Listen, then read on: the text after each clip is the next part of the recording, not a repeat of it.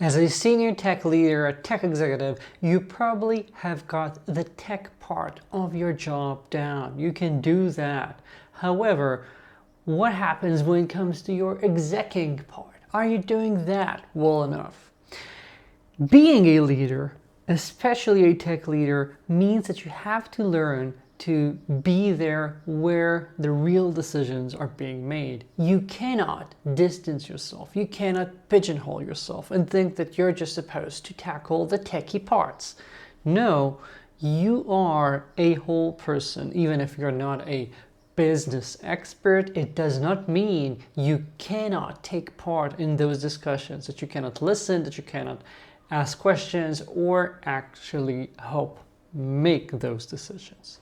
In this video today, I want to talk about how you should move upstream to better position yourself as a leader, about all the benefits that can bring to you, how it will help your team deliver better, and some tactics to actually get there. Because if you do that, you're going to learn what it really means to be an executive and not just hold some glorified title like a CTO. By the way, if you're new here, hi, I'm Aviv Ben-Yosef. I'm a tech executive coach and consultant, and I help people just like you fulfill their potentials and create teams worth leading, because life's too short to lead mediocre teams. And what we're talking about today, moving upstream, is a very common topic that I see in my conversations with clients, especially if you're a tech leader but not a co-founder. But I've also seen it happen for co-founding CTOs who feel like they have to distance themselves or cannot have the ability to take part in some discussions, even though they're co-founders, even though they really know the CEO well and can communicate. Sometimes we block ourselves. So let's talk a bit about what's moving upstream and how you can start doing that. So first of all, when I talk about moving upstream, what I imagine is you being at that position at the top of the organization where decisions are being made, so you can see what's coming ahead. You're not constantly surprised when people decide about something and you're like, what? When did we say that we're going to do that? Who decided about that? Oh, we need to be prepared for that ability. Oh, we need to support that set of clients. Oh, we're going to have clients in that geography, whatever. I don't want you to have those sorts of issues. Instead, what you need to do is to be upstream, so you have better vision. From the right altitude, you can see what's coming ahead, and that's what you want to be. I want to make sure that you don't confuse this with some sort of politics, ego play. That's not why I advise my clients to do it. I think that the tech leader, especially in startups, in tech-oriented companies, the tech leader has to be there, has to move upstream, because that's the only way to utilize the tech team right in the company.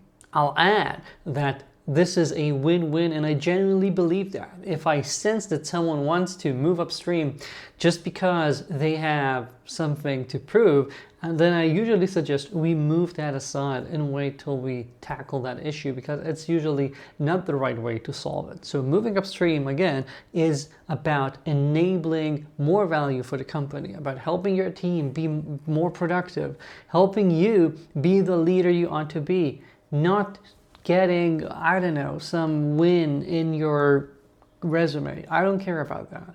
I want you to create something amazing. I want you to be part of something amazing, and that requires moving upstream for most tech leaders I've worked with.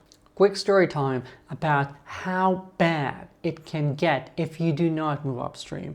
I know a CTO who was so pigeonholed by the founders to only tackle whatever tasks currently are relevant to the tech team, that the founders and the board have decided to acquire a company just for assimilating part of its tech, because it had a few features that the board thought were critical for the company.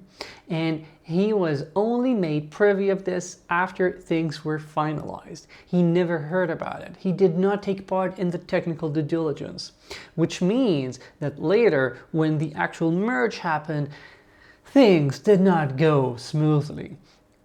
the tech stacks were very incompatible, and when the people in the company being acquired realized that the due diligence was not done by the actual CTO that they now report to, they started being very wary. They started thinking something here is bad, something smells here, and they were of course right. And fast forward like 6 months, the majority of the people left, and the company has yet to actually make that integration. I don't know if they ever did that, but that's how bad it can get if you're a CTO, whatever title you want to have, but only in name and not for real, not being treated by your peers in the executive team as an executive, and not injecting yourself to where the real discussions are being held. This is critical, and again, this is not about politics, this is not about your ego, this is about being there where it counts so you can deliver the right value. And let's talk a bit about how you can start moving upstream. I hope that by now you realize that this is critical. So how do you do that? First, I think you need to assess the openness. You need to realize how tough that transition is going to be, because to move upstream, to be in those rooms where decisions are being made, you sometimes need to be invited, be made aware of it. And if the CEO looks at you and thinks, no, that's just the person in charge of the printers or something, it's going to be a lot harder. So have open and candid conversations with your boss, with the CEO, with the CPO. Assess how you're viewed. Share what you want to achieve. Share your objectives, how you're looking at it. This is, again, not politics. This is a win-win. And see their openness. Most of the CEOs in healthy companies I've seen were very, very eager to see this. They did not object. And therefore, come with an open mind and assume that you're going to see the openness you need, because most of the times that's what I see that happens. If not, it's first of all good to know, and it's good for you to verbalize to them why you're going to be doing what you're going to be doing to move upstream, because it at least puts things on the table. You're being transparent. It doesn't come to them as a surprise, and when you do that, at least they can understand what you're trying to do. This is not some weird politics play or someone preparing to leave the company or whatever. This is someone that really deeply cares about the company and wants to help it improve. Have this conversation. Just having it sometimes can be half the battle. If you see that the CEO is with you on this and will help you get there, but even if not, it's possible. If you see that this is like, there's not a glass ceiling, there's a cement ceiling preventing you from being there, maybe you need to reconsider your future in that role. But this is very rare from my experience, having helped a lot of people. And I think most of the times that's not going to be the case. Maybe you're going to have to work a bit harder, but you can get there eventually. Moving on to the first step of actually moving upstream, and especially useful if the openness is not exactly where you'd like. I'd like to expose you to a tool that you already have installed that can really help you get where you ought to get. The tool is right here.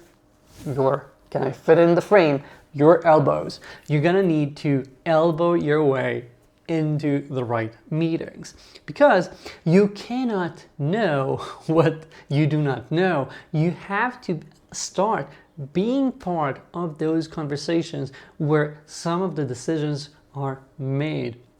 Some plans are discussed, some questions arise. When you're in those rooms, you'll be able to do something that maybe you weren't able to do till now, and that is just stay upstream. I'm not even talking about influencing how things happen, but at least you're gonna start being aware of what's happening. So how do you get into those rooms?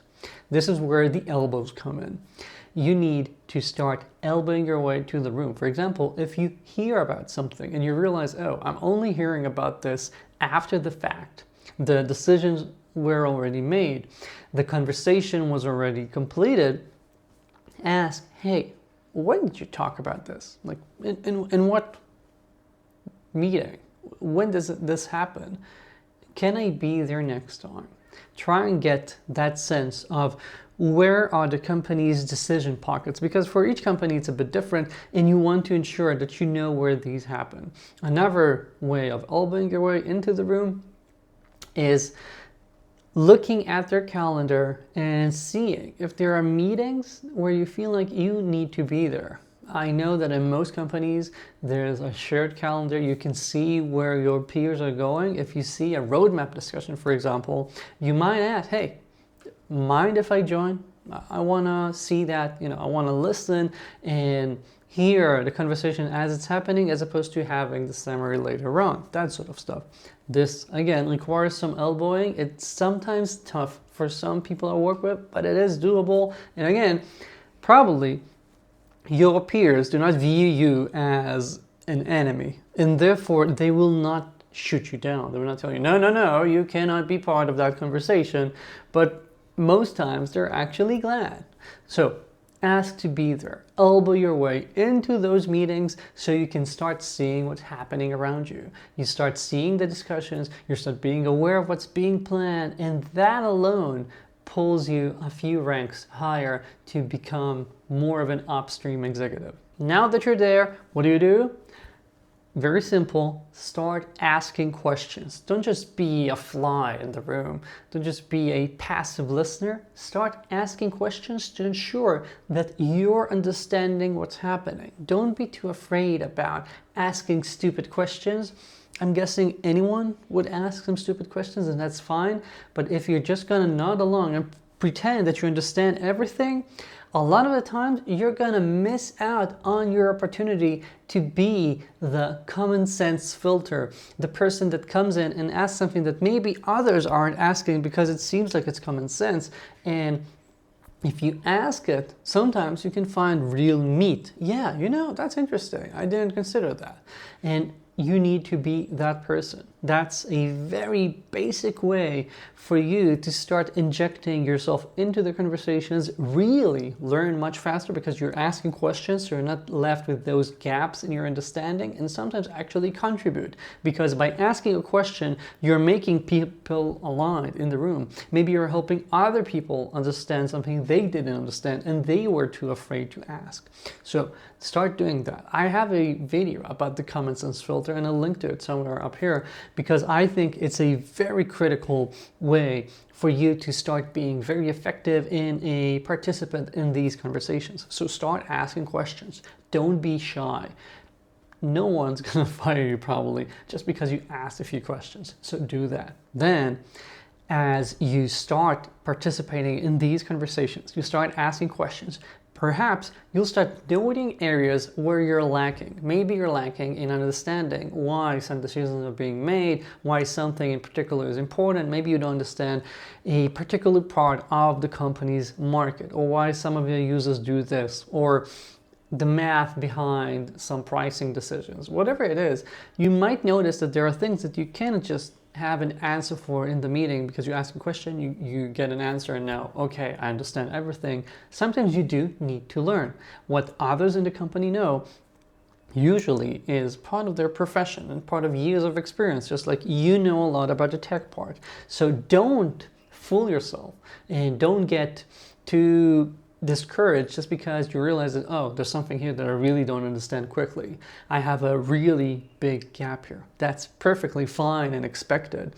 What you need to do is decide that if a gap is important, if you feel like understanding it more can make you a better effective executive, fill the gap. Find a way to get better. One way, for example, use your leadership blocks. If you don't have leadership blocks, again, a video card will be somewhere here on screen.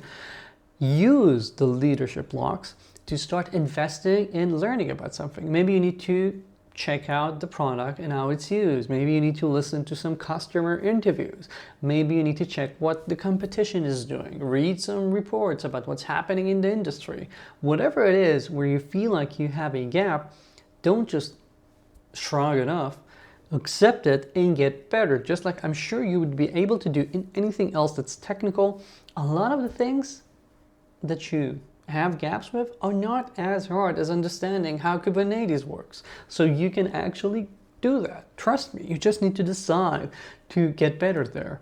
Yeah, maybe there are less YouTube videos helping you get better at that as opposed to Kubernetes, but you can still get better. So once you map some gaps with your questions, fill them. armed with your understanding, already now being in those meetings, of course, the last part is where you start making suggestions. Don't just be someone who's asking questions, but come to those meetings with your own agenda. Maybe you have some ideas. Maybe you can inject a direction in something innovative. Try something. Come up with something. When you start being vocal like this in the meetings, you're now a full-fledged executive. You're being part of the team. You're helping shape what the company is deciding to do, not just being told what to do, not just hearing what's being planned. You're actually helping. Even if it's just putting one of your fingers on the huge steering wheel while the rest of the executive team is steering, you're starting to make a dent there. And again, this is not about your ego. This is about ensuring that someone with your understanding, with your knowledge of what is possible technically, can help steer things to a better direction. You can see what opportunities, for example, might be coming up with changes in the industry because you understand the tech part. You can understand what AI means past the hype that maybe the rest of the executive team is only capable of understanding, or what they do understand right now, and you can help them, steer them in a better direction. So you have that ability. Use it. Start making those suggestions and start being an active participant in those meetings so you can move things to a better direction. This connects to another tactic for moving upstream, and that is making a better relationship, building a better relationship with your peers in the executive team. So don't just meet with them when there's a project at hand and they need something from you or you need something from them, but maintain a real collaborative relationship. Talk to them regularly. For example, if you have a suggestion about something that you want to raise in the next executive meeting, maybe review that idea with a couple of your peers before and see what they think, because then you can make partnerships. You can sell it to them. You can see whether they can poke holes in your ideas and maybe find something problematic that you need to improve in your suggestion before making it in front of the entire room, so that when you do, you already have a more solid direction and you already have some people who know it and back you, making you a more effective leader. Again, not about politics, but about making better decisions, helping you sell something that you think is the right direction for the company. Because sometimes when you just throw something out there, not being prepared, people react with protection, with saying, no, with just dismissing an idea. But if you already have discussed it with a few people, you have a better sense of how to sell it to the company. You have a couple of people who are actually open to this because this isn't the first time they're hearing about it. You have a better chance of steering the wheel in a better direction. So do that. And lastly, and this is critical, and sometimes this might be the toughest part because it's all here in your head, is the fact that you need to treat the other executives in the company as peers. You are their equal. Just because they understand business more, have more experience in that, does not mean that you are not their peer, that you should not be speaking up. I assume that when people ask questions about some product directions, about some ideas, you don't automatically dismiss them and think that, who is that person to even come up with suggestions or questions? I'm the CTO, right? You don't have that sort of mentality. Don't assume that others are going to have that same mentality when it comes to business case decisions. You can talk, you can collaborate. Even with the CEO, you report to the CEO.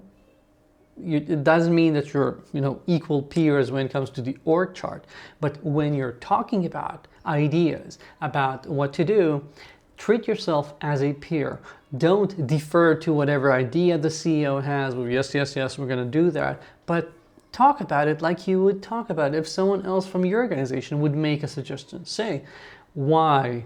I have an idea there, or I don't understand something here, or maybe we can do it this way, or maybe we need to delay that, or make it faster, whatever it is. Be a peer, be an equal part of the conversation, and you will see how your effectiveness can really rise quickly. This is not about becoming some business guru. This is about being an effective communicator and someone that brings the technology you already have to the table to make the executive team more diverse and capable of using what the tech team has to offer here. Okay? And I'm sure that if you start doing that, you'll see improvement rapidly. You'll start moving upstream and you'll be the leader your team deserves. With that in mind, I want you to keep investing in yourself regularly. One way to do that is to check out Unplugged with Aviv. It's my new offering where I have in-depth sessions every month, at least once a month, with those subscribed, where we do a double click into something that I think can make you a better leader. The details are in the video description, and right now it should still be at ridiculously low introductory pricing, so check that out. If you like this, please like and subscribe. If you have any comments, write. I'm gonna read them and answer, and I'll see you here in the next video. Ciao.